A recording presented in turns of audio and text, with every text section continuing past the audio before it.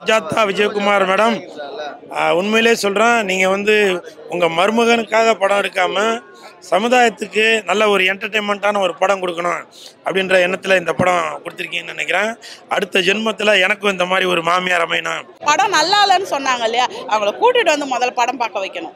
அந்த சைரனுக்கு ரெண்டு meaning. Means நம்ம சைரன் கீர்த்தி சுரேஷ் பார்த்தோன்னே போலீஸ் சைரன் அப்படின்னு நினைப்போம். பட் இல்லை, அது வந்து வேற ஆங்கிளும் அவங்க கொடுத்துருக்காங்க. நான் ஒரே நெகட்டிவ் அதை ஃபர்ஸ்ட் சொல்லிடுறேன்.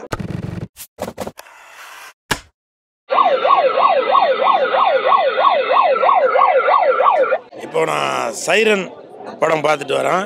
படம் ரொம்ப அருமையாக இருக்குது. உண்மையிலேயே ஜெயம் ரவி படம் அப்படின்னாலே ஒரு மினிமம் கேரண்டி உண்டு. அதற்கு கண்டிப்பாக உத்தரவாதம் இந்த சைரன் படமும் அந்த லிஸ்ட்டில் சேரும். ஏன்னா இந்த படத்தில் 2 விதமான கெட்டப்பில் வந்திருக்காரு ஜெயம் ரவி அவர்கள். ஒரு 25 வயசு பையனாகவும் அப்புறம் ஒரு 13-14 வயசு பொண்ணுக்கு அப்பாவும் நடிச்சிருக்காரு. எப்படி விஸ்வாசம் படத்தில் அஜித் சார் வந்து தன்னோட பொண்ணு மேலே ரொம்ப பாசத்தை பொழிவாரோ, அதே மாதிரி இந்த படத்துலையும் ஒரு அப்பாவுக்கும் பொண்ணுக்கும் உள்ள பாசத்தை ரொம்ப யதார்த்தமாக பதார்த்தமாக கொடுத்துருக்காரு இயக்குனர் ஆண்டனி பாக்யராஜ் அவர்கள். அவருக்கு என் மனமார்ந்த வாழ்த்துக்கள். படத்தில் வந்து வசனங்கள், நான் வந்து பணத்தை தோல் மேலே தூக்கி போட்டுன்னு சுற்றுறவன், என்ன என்கிட்ட வந்து பயத்தை பற்றி பேசாதீங்க அப்படின்வாரு. அந்த வசனங்கள்லாம் அருமையாக இருக்குது ஆண்டனி பாக்யராஜ் சார்.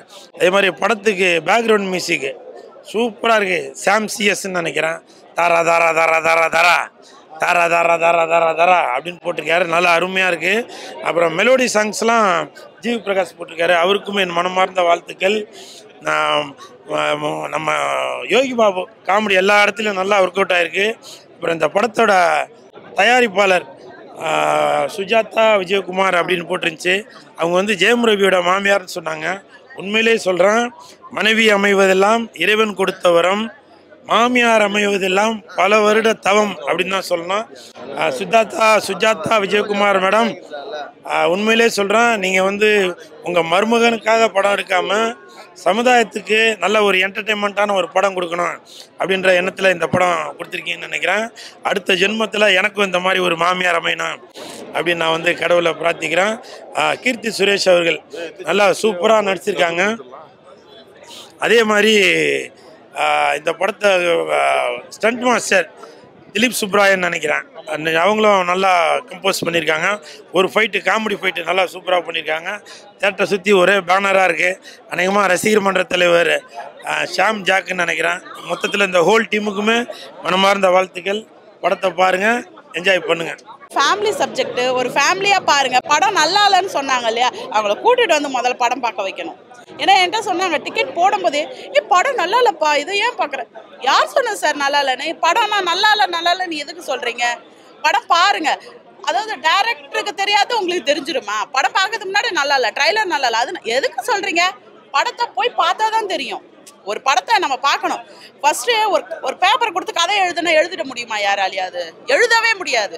அதை கொண்டு போகிறது இன்னும் பெரிய விஷயம். முத ஒரு டைரக்டர் எடுத்திருக்கிறாரு படத்தை, நல்லா இல்லை.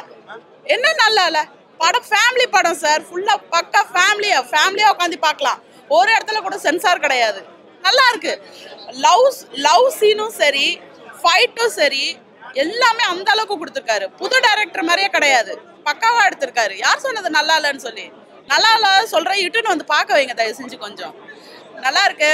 ஜெயம் ரவி புதிய தோற்றத்தில் நடிச்சிருக்காரு, அழகா இருக்காருல்ல, செம்மையா இருக்காருப்பா. எனக்கு அந்த எக்ஸசைஸ் பண்ணாரு பார்த்தீங்களா, தண்டால் எடுத்தாரு, அப்படியே எனக்கு பொறாமையாச்சு, கண்ணு வந்துருச்சு. சுற்றி போடணும் தயவு செஞ்சு.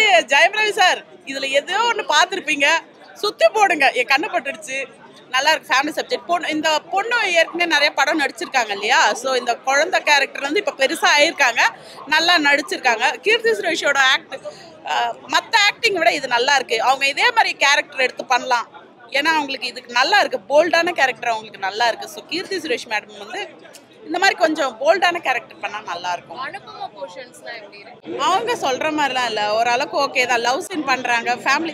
அவங்க ஒரு சாங்ஸ் மாதிரி தானே வந்துட்டு போறாங்க. ஜஸ்ட் ஒரு 10 மினிட்ஸ் தான் வராங்க. நல்லா ஏதோ அவங்களோட கதைக்கு ஏற்ற மாதிரி கொடுத்துருக்காங்க, அவ்வளோதான். நான் ஒரே நெகட்டிவ் அதை ஃபர்ஸ்ட் சொல்லிடுறேன். கமர்ஷியலாக இன்னும் கொஞ்சம் நல்லா இருந்திருந்தா இன்னும் வந்து ரெஸ்பான்ஸ் நல்லா இருந்திருக்கும். பட் ஆனால் என்னன்னா ஜோனர் வைஸ் த்ரில்லர் ஜானர் வைஸ் வந்து ஆக்ஷன் அந்த ஜானர்ல வந்து படம் நல்லா இருக்கு. ஜெயம் ரவி வந்து பாத்தீங்கன்னா சில அதான் சொல்றேனே பெர்ஃபார்மன்ஸ் வைஸ் இப்போ யோகி பாபு கூட சில இதெல்லாம் வரும், போலீஸ் கண்டுபிடிக்கிற மாதிரிலாம் வரும். அப்போ வந்து அவருக்கு உண்மையா சொல்றாரா நடிக்கிறாரான்னு தெரியாத அளவுக்கு பெர்ஃபார்மன்ஸ் பண்ணியிருக்காரு. அந்த எமோஷனை கன்வே பண்ணுறதா இருக்கட்டும் எல்லாமே வந்து சூப்பராக பண்ணியிருக்காரு. முக்கியமாக சாங் ஒன்று நல்லா இருக்கு, கண்ணம்மா சாங் யூடியூப்ல கூட நம்ம பார்த்துருப்போம். அந்த சாங் வந்து தியேட்டரில் பார்க்க சொல்ல நல்ல ஒரு சென்டிமெண்ட் சாங் நல்லா இருக்கு. மிச்ச சாங்லாம் ஒரு அபோவ் ஆவரேஜ். சாம்சியஸ் பேக்ரவுண்ட் நல்லா பண்ணியிருக்காரு. மியூசிஷியன் வந்து ஜிவி பிரகாஷ் அவர் நல்லா பண்ணியிருக்காரு. முக்கியமாக என்ன ஒரே ஒரு ஃப்ளானா இன்னும் கொஞ்சம் கமர்ஷியலாக பெட்டராக இருந்ததுன்னா இன்னும் நல்லா ரெஸ்பான்ஸ் இருந்திருக்கும். ஆனால் ஜானர் வைஸ் வந்து த்ரில்லர் ஜானர் ஆக்ஷன் அப்படி பார்த்தோம்னா படம் நல்லா இருக்கு. என்ன கான்செப்ட்னா இப்போ ஜாதியை வச்சு அரசியல்லாம் பண்றாங்கல்ல, அரசியல் பண்றாங்க, பாகுபாடு பார்க்குறாங்க, அது மாதிரிலாம் பண்றாங்க.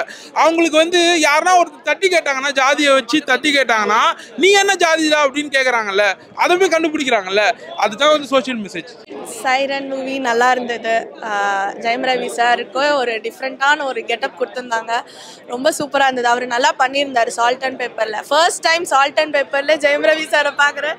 ஸோ நல்லா இருந்துச்சு, அவர் நல்லா பண்ணியிருந்தார். And again first time Keerthy Suresh ma'am வந்து ஒரு போலீஸ் காப்பில் பண்ணியிருந்தாங்க. அவங்க நல்லா பண்ணியிருந்தாங்க, அந்த ரோலும் நல்லா பண்ணியிருந்தாங்க. பட் அவங்க வந்து மேனரிசம் மட்டும் அங்கே விஜய் சார் மாதிரியா இருக்கட்டும், ஒரு சில சீனில் விஜய் சார் மாதிரி, ஒரு சில சீனை ரஜினிகாந்த் சார் மாதிரி அந்த மாதிரி பண்ணியிருந்தாங்க. ஸோ அவங்களா பண்ணியிருந்தாங்கன்னா இன்னும் நல்லா இருந்திருக்கும். நல்லா இருக்கு, சூப்பராக இருக்கு. ஃபர்ஸ்ட் ஷோ பார்த்தா ஆக்டிங்ஸ் ரொம்ப சூப்பராக இருக்கு. As a father of 45 years father என்ன பண்ணுவாங்களோ அதை கரெக்டாக பண்ணியிருக்காங்க. ரொம்ப நல்லா இருக்கு படம். மூவி ஆக்சுவலாக சூப்பராக தாங்க இருக்குது. அதில் ஒரு சின்ன கேரக்டர் பண்ணியிருக்கேன். ஸோ அதனால் நீங்கள் பார்த்தீங்களான்னு தெரியல, மறக்காம படம் பார்த்துருக்கேன். அப்போ படத்தை உள்ளே போய் பார்த்துருங்க மறக்காம. படம் சூப்பராக வந்திருக்கு. ஃபர்ஸ்ட் ஹாஃப்ல இருந்துமே அடுத்து என்ன செகண்ட் ஹாஃப் என்னடா நடக்குன்ற மாதிரி வெயிட்டிங்லேயே இருந்துச்சு. ஆண்ட்ரினா நம்ம ஜெயிச்சிட்டோன்னா, ஸோ அண்ணன் சொன்ன மாதிரி தான் நடந்துச்சு. தம்பி போடா படத்துக்கு போடா, உன்னோட கேரக்டர் சூப்பராக வந்திருக்குன்னாரு. அதே மாதிரி நல்ல ரெஸ்பான்ஸ் இருக்குது. இதுக்கு முன்னாடி நான் பண்ண படத்துலலாம் பார்த்தீங்கன்னா நான் தான்றதே வெளியே தெரியாது. ஸோ இப்போது பார்த்தோன்னே தெரியுது நான் தான் பண்ணியிருக்கேன் அப்படின்னு. ஸ்க்ரீன் பிளே சூப்பராக இருக்குது படத்தில். மேக்கிங் வைஸும் சினிமாட்டோகிராஃபி எல்லாமே சூப்பராக இருக்குது. சாம்சியஸோட பிஜிஎம், அப்புறம் ஜிவி பிரகாஷ் சாரோட பிஜிஎம் எல்லாமே செம்மையாக இருக்குது. டிஓபி அவரோட ஒர்க்கும் நல்லா இருக்குது. கீர்த்தி சுரேஷோட கேரக்டர் சூப்பராக இருக்குது. ஜெயம் ரவி சாரோட கம்பேக் ரொம்ப இருந்தது. ஜெயம் ரவியோட கெட்டப் டிஃப்ரெண்ட் கெட்டப், ஒரு ஃபாதர் ரோல் மாதிரி ஒரு மெச்சூர் ரோல் ரொம்ப நல்லா பண்ணியிருக்கார். கீர்த்தி சுரேஷ் மேமும் அந்த போலீஸ் ஸ்டைலில் வந்து ஃபர்ஸ்ட்லேருந்து லாஸ்ட் வரைக்கும் அந்த கெட்டப் வந்து சான்ஸே இல்லை. அவங்க ஒரு நல்ல ரோல் பண்ணியிருக்காங்க. சாங்ஸ் நல்லா இருந்தது. யோகி பாபுவோட காமெடி ஃபண்டாஸ்டிக்காக இருந்தது. டைலாக்ஸ்லாம் நல்லா இருந்தது, கருத்தும் இருந்தது. அட் த சேம் டைம் சில காமெடி டைலாகும் ரொம்ப நல்லா இருந்தது. ஃபேமிலி என்டர்டெய்னர், லேகே ஆகலை. ஆக்ஷனும் இருக்குது, இமோஷன்ஸும் இருக்குது. என்டர்டெய்னர் ஆனால் அது கருத்து இருக்குது. இந்த ஜாதியில் இருக்கக்கூடாது அந்த மாதிரி ஜென்ரலாக ஒரு இது இருக்குது. அந்த சைரனுக்கு 2 மீனிங். மீன்ஸ் நம்ம சைரன் கீர்த்தி சுரேஷ் பார்த்தோன்னே போலீஸ் சைரன் அப்படின்னு நினைப்போம். பட் இல்லை, அது வந்து வேற ஆங்கிளும் அவங்க கொடுத்துருக்காங்க. படம் நல்லா இருந்துச்சு, ரொம்ப நல்லா இருந்துச்சு. ஜெயம் ரவி லுக்கு நல்லா இருந்தது, டிஃப்ரெண்ட்டாக இருந்தது. அது ரொம்ப பிடிச்சிருந்தது. கீர்த்தி சுரேஷும் நல்லா நடிச்சிருந்தாங்க, ரெக்கடாக நடிச்சிருந்தாங்க. அதுவும் நல்லா. சமுத்திரக்கனியும் நல்லா நடிச்சிருந்தாரு. பேக்ரவுண்ட் ஸ்கோர் தான் ப்ரோ முக்கியமாக. சாம்சியஸ் போட்டு பிச்சு மேய்ஞ்சிட்டாரு ப்ரோ. அந்த ஃபைட் சீனும் நல்லா இருந்தது.